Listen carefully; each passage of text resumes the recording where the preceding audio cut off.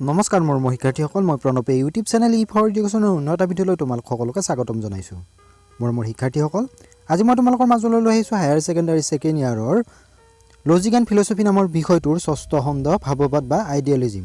এই ইউনিটটোৰ পৰা তোমালোকৰ ফাইনেলত আহিব পৰা কেইটামান 1 নম্বৰ আৰু 2 নম্বৰৰ প্ৰশ্নৰ উত্তৰ। তেতিয়াহ'লে আচোন পলম নকৰি আজিৰ ভিডিঅ'টো আৰম্ভ কৰোঁ।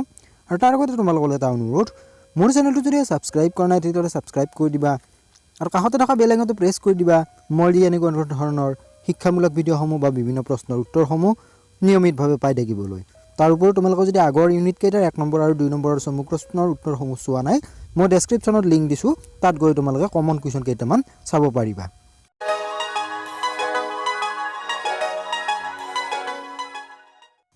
প্ৰশ্ন নম্বৰ 1, জ্ঞান কি? বিষয়বস্তুৰ উপলব্ধিয়ে হৈছে জ্ঞান।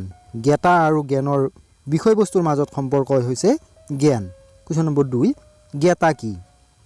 যিয়ে জ্ঞান লাভ কৰে তেওঁক জ্ঞাতা বুলি কোৱা হয়। কুৱেশ্যন নম্বৰ 3, জ্ঞাতা আৰু জ্ঞেয়ৰ মাজৰ সম্পৰ্ক আভ্যন্তৰীণ নে বাহ্যিক? জ্ঞাতা আৰু জ্ঞেয়ৰ মাজৰ সম্পৰ্ক আভ্যন্তৰীণ, ই বাহ্যিক নহয়। প্ৰশ্ন নম্বৰ 4, আধুনিক দৰ্শনৰ পিতৃ কোন? আধুনিক দৰ্শনৰ পিতৃ হ'ল ডেকাৰ্ট। কুৱেশ্যন নম্বৰ 5, পাশ্চাত্য দৰ্শনৰ ভাৱবাদৰ প্ৰতিষ্ঠাতা বুলি কাক অভিহিত কৰা হয়? পাশ্চাত্য দৰ্শনৰ ভাৱবাদৰ প্ৰতিষ্ঠাতা বুলি প্লেটোক অভিহিত কৰা হয়। কুৱেশ্যন নম্বৰ 6, ইন্দ্ৰিয় জগত আধ্যাত্মিক জগতৰ সাসদৃশ বুলি কোনে অভিহিত কৰিছিল?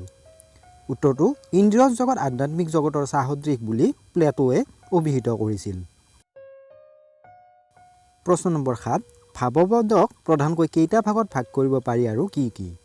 ভাৱবাদক প্ৰধানকৈ 2টা ভাগত ভাগ কৰিব পাৰি। সেই ভাগ দুটা হ'ল আত্মগত বা বিষয়ীগত ভাৱবাদ আৰু বস্তুগত ভাৱবাদ। Question number 8, the principle of human knowledge গ্ৰন্থখনৰ ৰচক কোন? The principles of human knowledge গ্ৰন্থখনৰ ৰচক জৰ্জ বাৰ্কলি। কুৱেশ্যন নম্বৰ 9, আধুনিক জগতৰ বাস্তৱবাদীসকলে বাৰ্কলিৰ আত্মগত ভাৱবাদক সমালোচনা কৰাৰ 2টা কাৰণ উল্লেখ কৰা।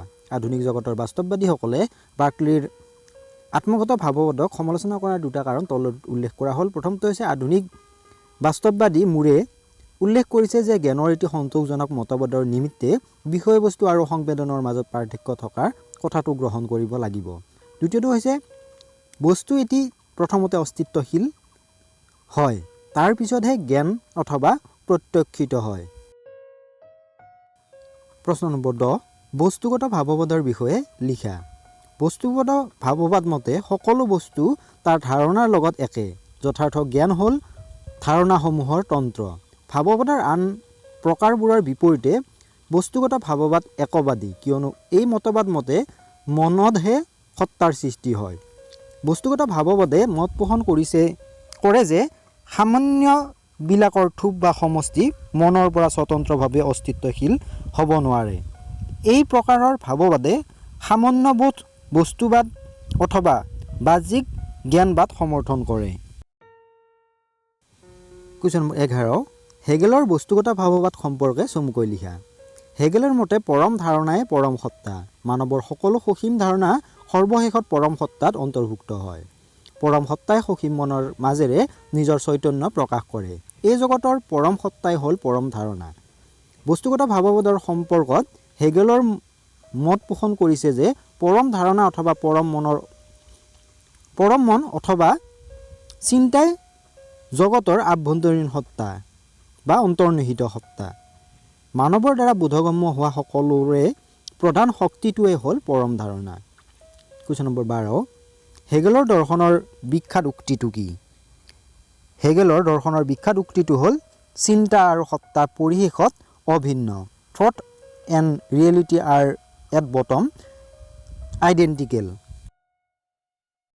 প্ৰশ্ন নম্বৰ 13, বস্তুগত ভাৱবাদৰ সম্পৰ্কত সমালোচনা আগবঢ়োৱা ৰাছেলৰ গ্ৰন্থখনৰ নাম কি? বস্তুগত ভাৱবাদ সম্পৰ্কত সমালোচনা আগবঢ়োৱা ৰাছেলৰ গ্ৰন্থখনৰ নাম হ'ল দ্য প্ৰব্লেমছ অফ ফিলচফি।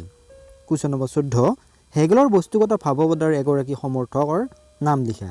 হেগেলৰ বস্তুগত ভাৱবাদৰ এগৰাকী সমৰ্থক হ'ল ব্ৰিটিছ দাৰ্শনিক ব্ৰেডলি।